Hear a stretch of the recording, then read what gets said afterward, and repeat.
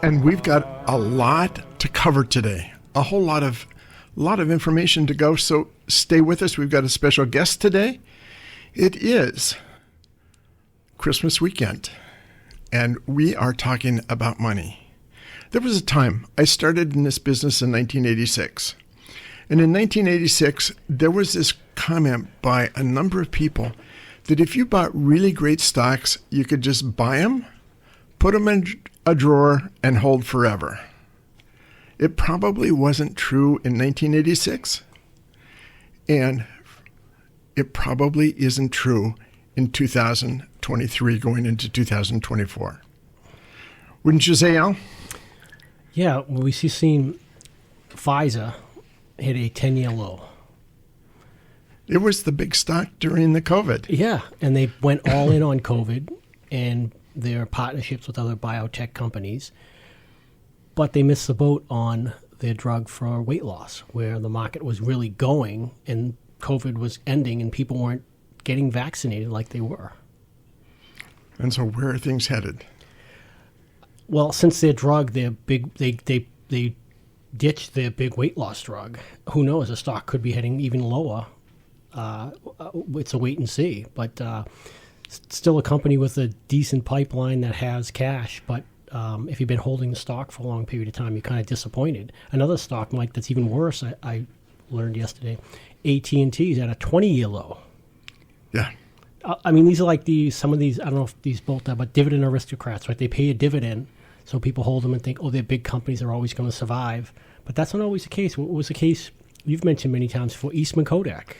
Eastman Kodak. They had 90% of the camera market, 80% of the film market. They had 150,000 employees in Rochester, New York. They dominated that market. But they forgot that what they really were selling about was memories and not cameras. They actually were the first ones to develop the digital camera. And they couldn't see making enough money from the digital camera to change from the film to digital. They filed for bankruptcy. Yeah, they're gone. Yeah, we've seen many of these. Remember before you had your iPhone, you had Palm? Oh, yeah, I did have a Palm. And they also dominated the market, right? I mean, they had a lock on the texting and all that type of stuff. Oh, it wasn't called texting back then. What was it called? Messaging? Messaging. It was instant messaging or something like that. It was a PDA, personal digital assistant. Yeah. And you had a little stylus, and you had a way to write on the phone itself. And then BlackBerry came along. Mm-hmm. And BlackBerry had a keyboard, and you could send emails. And then came Apple with the iPhone and all the applications. And both of those companies are pretty much gone. Yeah. I had a Palm. I had the PDA. I had the Palm Trio. And then the Palm Pilot. And what about the other one mentioned is Blockbuster? Didn't they have a chance to buy They had a chance to buy Netflix. They did. I don't know. I'm not familiar with that story. But Blockbuster was dominating. Yeah, they were dominating the VHS market. Yeah. As a funny side note, once we had a VCR player, and I usually keep a TV or another device until it fails, and the VCR player failed. So I called Blockbuster and I said, mine's failed. It was a Friday night. I said, I'd like to rent one. They said, what? Back in the early days, you could rent a VCR. Yeah. By that time, it'd come down so cheap at $100 a VCR. Nobody rented it anymore. Mm-hmm. But they had a chance, but they didn't see that you could stream movies instead of buying the little, not even the cassette, the big VHS. But just even having to go and rent the DVD became obsolete, right? Oh yeah. And then Netflix came in and said, "We'll just mail it to you." Yep. And they tried it one time and they mailed the first movie for just the cost of a postage stamp. And that was it. And Blockbuster was done. They were done. You had a whole lot of those. I used to talk about 1966. 1966, the companies in the Dow were Anaconda Copper, American Can, American Tobacco, Bethlehem Steel, Chrysler, General Foods and General Goodyear, Johns Manville, Owen, Illinois, Swift and Company, Texas Corporation, Union Carbide, U.S. Steel, Texas Corp, Westinghouse, and Woolworth. When was the last time you saw a Woolworth 5 and dime store? When I was about 8 years old. Sydney. I mean, when you think about the firms in the Dow today, firms that did not exist in 1966, McDonald's came public in 1966. Who would have ever believed this little hamburger place where people drove up and paid 15 or 17 cents for a hamburger would ever become part of the Dow? I mean, Sears and Roebuck was another one. yeah, Sears is gone. Microsoft, Intel, Southwestern Bell, Home Depot, Walmart, all of those companies were not in existence in 1966. But Johns Manville, Union Carbide, Woolworth, Westinghouse, Anaconda Copper, Bethlehem Steel, they were the bluest of the blue chips. Or maybe when you talk about Pfizer, maybe they're the black and blue chips. Well, if you think about them in relation to market cap, they have about 150 billion market cap, which is nothing to sneeze at.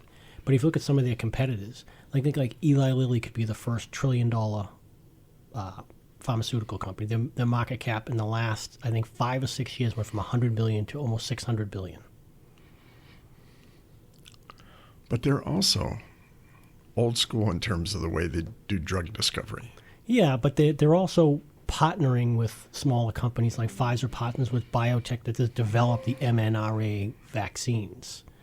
And so they're not necessarily resting on what they've done in the past. They know they have to innovate, but the question is what will come up and replace them. Mm-hmm. I mean, what was it? The average company in the S&P 500, you still ask, what, 75 years? 70 years if they were in the S&P in 1920. Yeah. Now they last 50, an average of 15. Yeah. They either get bought, merge, or whatever, or go out of business.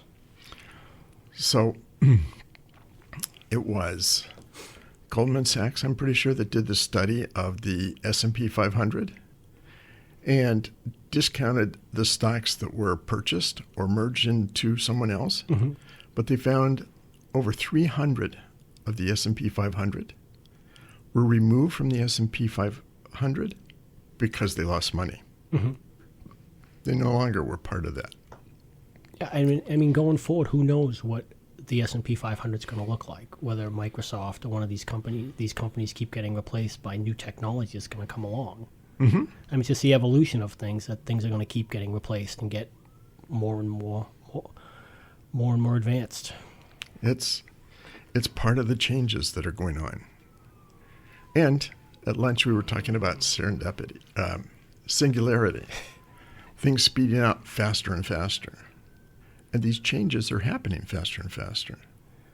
When you look back at Microsoft, they went from zero revenues to $1 billion in revenues. It took them 14 years.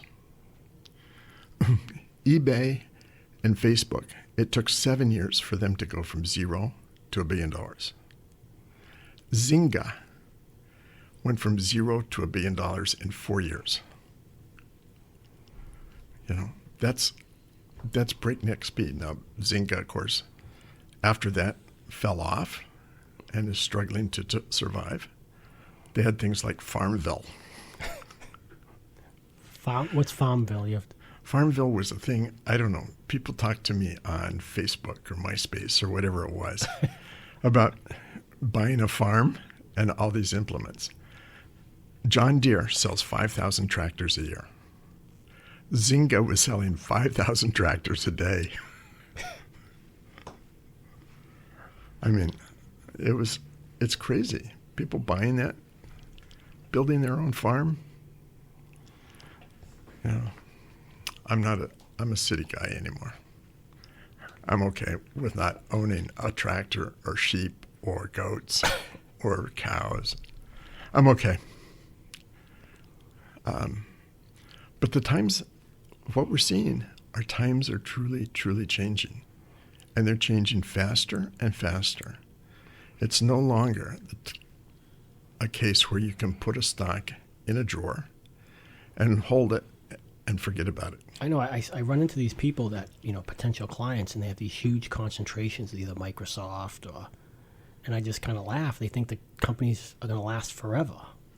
And I'm like, it's a risky proposition to have that much concentration. I don't care how bulletproof the company seems right now, as we see with Pfizer and AT&T. Anything can happen and change. And as you said, change is happening fast. And when it happens to these companies, some of them don't have the time to react. And if they miss the boat, like Intel missed the boat for the years on developing AI chips. Yeah. And look where they're at now. They're playing catch up with NVIDIA and other companies. So I remember a long time ago, I used to talk about Boeing. And I said, Boeing dominates the airplane market. But the time somebody develops one of those transporters like they have in Star Trek, Boeing's done. Anyway, we're coming to a commercial break. We've got a very interesting guest. He's been on the radio program before, so you'll want to hear what he has to say. And we have a little interest over Christmas. So don't go away. We've got a lot more to cover. And we have a guest today, Erick Slabaugh. He owns ABSCO Securities, right? Is this ABSCO Securities? ABSCO Solutions. Solutions. Yeah, ABSCO Solutions. And we do life safety and security integration, so video surveillance, access control, fire, life safety, electronic gear for large multi-site venues. How'd you get into that? What's your background to? Oh, well, I am a second-generation entrepreneur, not by choice, but out of necessity. When I was 19, my parents had started the company with another business partner. It had gone for about 8-10 years, and they had a client that represented about a third of their annual revenue, and that client was bought by a company out of Minneapolis, and they consolidated procurement, and so they lost a third of their annual revenue, over about a 30-day window. And by the time, fast forward about 7 months, I was going to the University of Washington, freshman, and I got a phone call from my dad. He asked if I was going to re-up for college, and I said, yeah, I was planning on Hawaii. And he said, okay, I guess we'll sell the house. Not the conversation I expected to have. So, yeah, at 19, left university, started working in the family business to make a go of the family business. Yeah. Yeah. Quite an adventure. How'd that go, starting out in the family business? It was... was it just... Were you the only kid in the business, or you have brothers and sisters that were involved? I have a younger brother who spent some time at the company, but for several years I was, yes, the only kid who was involved in the business. Yeah. Recruited my best friend at 20. I bought out some of the other shareholders, and my grandfather made me a bridge loan for $2,500. Or excuse me, my grandfather made me a bridge loan for $8,800 at 10% interest. And I tell this story, and a lot of people are like, oh my God, 10% interest, your grandfather's making money. Yeah. He actually sold some oil shares that he was getting a 12% yield on. And so he took a haircut to make me a deal. I bought out 25% of the company for $2,500 and bought my first house, with the other $6,300 down, and, started building equity in that. But yeah, it took, recruited my best friend at the time and to come on board and said, hey, look, we're going to work 80 to 100 hours a week until we get this thing turned around. But when we do, I'll give you 10% of the company. I'm not going to burden you with the debt until then. Yeah. It took us another 5-6 years to get the thing turned around. Nice. Yeah. So, but it was an adventure. I bet. Yeah. Is it still an adventure? Yeah, some days are. Look, I think if anybody's running a business, some days are the adventure of a lifetime in the way that you want it to be. Right. Some days you just get up and go, I didn't see that coming.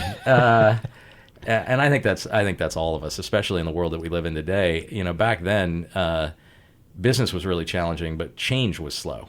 Yeah. Now, much better understanding of business, much better understanding of finance, better HR, but change is fast. AI is going to change everything. Is it changing your business?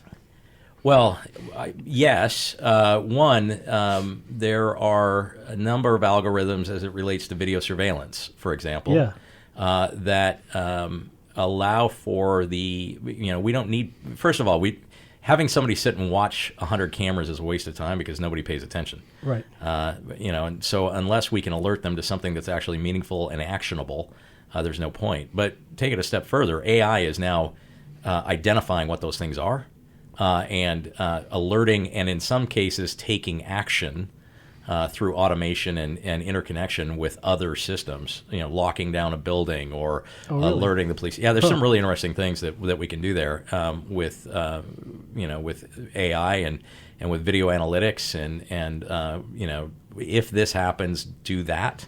There's some really interesting things that can be done. And so, yes, it is definitely making a difference. It's definitely going to make a change in the marketplace. But it's also just how do you run a business, right? I mean, ChatGPT, I don't want my intellectual property out there, but there's so many things that ChatGPT can do that have nothing to do with my intellectual property that it either makes team members significantly more efficient, or in some instances, I think it's going to have an impact on how many people it takes to run a business effectively. Right. So I was just in Sydney here a couple of weeks ago, and we had we talked about Singularity at lunch. We had the faculty from Singularity University, and they're betting that the next $1 billion company will take 4 people to run it. Huh. So 4 people total to produce a $1 billion revenue business. And as we talk through what that might look like, how it's a lot of AI applications running a major global reach organization. Yeah, I mean, there's talk of the factory that will have only one person, one guy or one person and a dog. The person is there to feed the dog, and the dog is there to keep the guy from touching the equipment. I hate to say it, but there may be some truth to that. Yeah. It's interesting to see. We've been on a move towards a service-related industry in general. I mean, the economy has been moving ever increasingly towards service-related industries, but I think that change is going to continue to drive. And when you look at things like commercial buildings, how many of us are going into an office every day? The workplace has changed forever post-pandemic.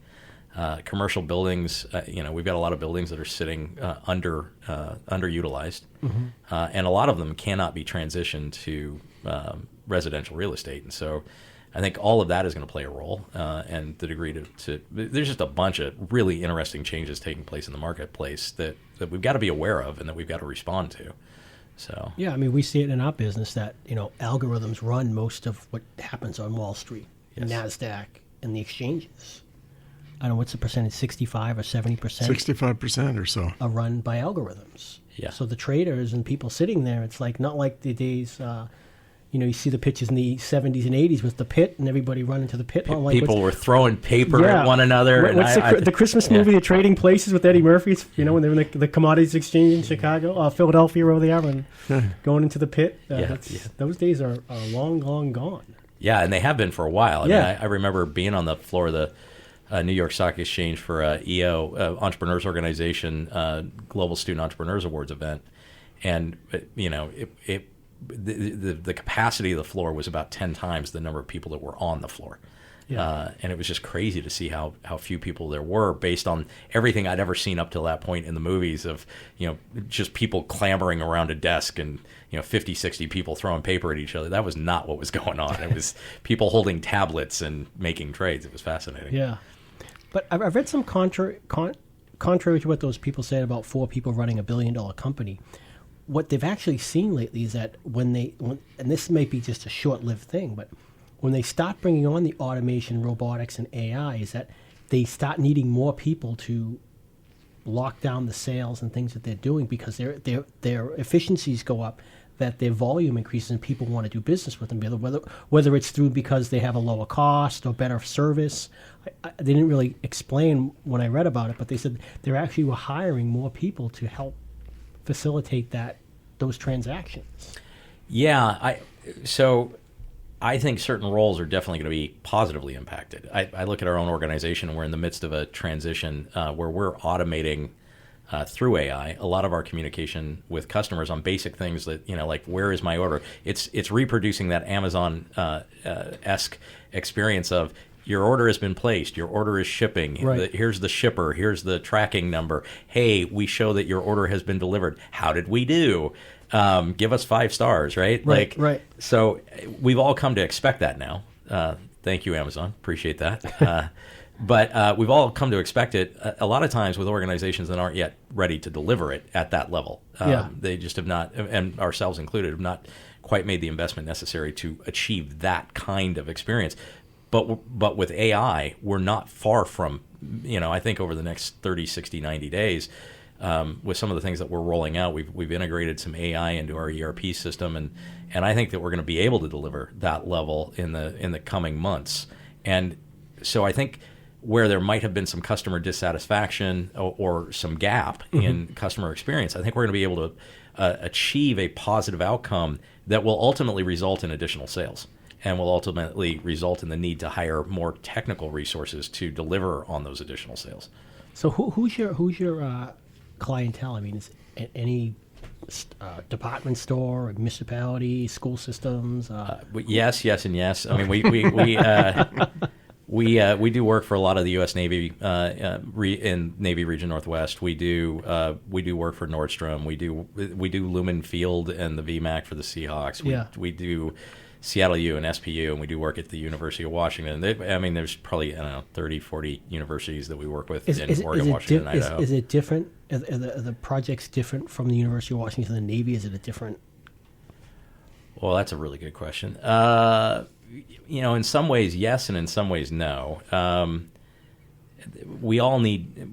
Although I heard a great conversation last night about the level of a particular designer, somebody who does work for the federal government and secures diplomatic sites.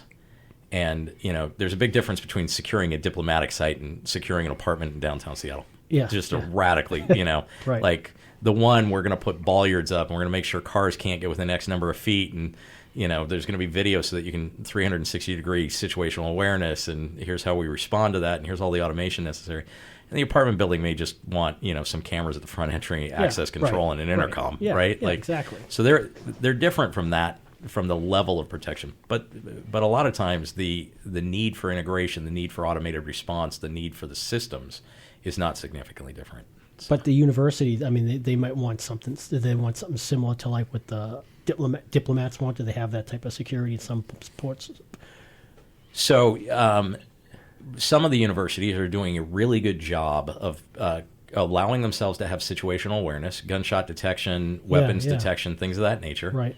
And creating the automation to lock down their campus or at least the surrounding buildings associated with an event when it happens. So it's increased situational awareness and the ability to positively impact. A lot of the school districts are doing the same thing. We're seeing school districts creating vestibules where the campus is generally locked down. You've got to come through a single point of entry. It's controlled by intercoms after the initial bell rings and before the last bell rings, so that there's a heightened sense of control, so that somebody can't just walk up in the middle of the day and have a school shooting. Right. Yeah. So we've seen some really positive change and people making better investments and not just reacting to the latest news, which is good. Yeah. So more to come. Don't go away. We just got started on this interview. There's more that Erick has to share. We are coming to commercial break. Don't go away. We'll be right back after this commercial break. The standards that the IBC, the International Building Code, sure. To allow us to have some sense of standard response to particular things based on the building type.